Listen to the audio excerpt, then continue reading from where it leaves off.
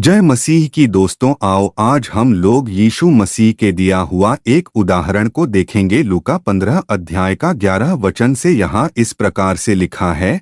फिर उसने कहा, किसी मनुष्य के 2 पुत्र थे। उनमें से छोटे ने पिता से कहा, हे पिता, संपत्ति में से जो भाग मेरा हो वह मुझे दे दीजिए। उसने उनको अपनी संपत्ति बांट दी। और बहुत दिन न बीते थे कि छोटा पुत्र सब कुछ इकट्ठा करके एक दूर देश को चला गया और वहां कुकर्म में अपनी संपत्ति उड़ा दी। जब वह सब कुछ खर्च कर चुका तो उस देश में बड़ा अकाल पड़ा और वह कंगाल हो गया। और वह उस देश के निवासियों में से एक के यहाँ गया। उसने उसे अपने खेतों में सूअर चराने के लिए भेजा और वह चाहता था कि उन फलियों से जिन्हें सूअर खाते थे अपना पेट भरे, क्योंकि उसे कोई कुछ नहीं देता था। जब वह अपने आप में आया तब कहने लगा, मेरे पिता के कितने ही मजदूरों को भोजन से अधिक रोटी मिलती है और मैं यहाँ भूखा मर रहा हूँ। मैं अब उठकर अपने पिता के पास जाऊंगा और उससे कहूंगा कि पिताजी, मैंने स्वर्ग के विरोध में और तेरी दृष्टि में पाप किया है।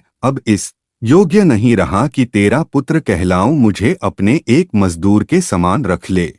तब वह उठकर अपने पिता के पास चला। वह अभी दूर ही था कि उसके पिता ने उसे देखकर तरस खाया और दौड़कर उसे गले लगाया और बहुत चूमा। पुत्र ने उससे कहा, पिताजी, मैंने स्वर्ग के विरोध में और तेरी दृष्टि में पाप किया है और अब इस योग्य नहीं रहा कि तेरा पुत्र कहलाऊं। परंतु पिता ने अपने दासों से कहा, झट अच्छे से अच्छा वस्त्र निकालकर उसे पहनाओ और उसके हाथ में अंगूठी और पांवों में जूतियां पहनाओ और बड़ा भोज तैयार करो ताकि हम खाएं और आनंद मनाएं। क्योंकि मेरा यह पुत्र मर गया था, फिर जी गया है, खो गया था, अब मिल गया है। और वे आनंद करने लगे।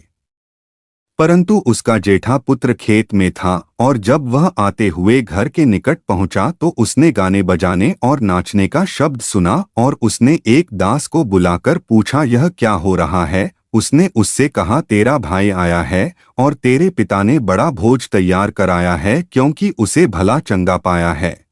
यह सुनकर वह क्रोध से भर गया और भीतर जाना न चाहा। परंतु उसका पिता बाहर आकर उसे मनाने लगा। उसने पिता को उत्तर दिया, देख, मैं इतने वर्ष से तेरी सेवा कर रहा हूँ और कभी भी तेरी आज्ञा नहीं टाली, फिर भी तूने मुझे कभी एक बकरी का बच्चा भी न दिया कि मैं अपने मित्रों के साथ आनंद करता। परंतु जब तेरा यह पुत्र, जिसने तेरी संपत्ति वेश्याओं में उड़ा दी है, आया तो उसके लिए तूने बड़ा भोज तैयार कराया। उसने उससे कहा, पुत्र, तू सर्वदा मेरे साथ है और जो कुछ मेरा है वह सब तेरा ही है।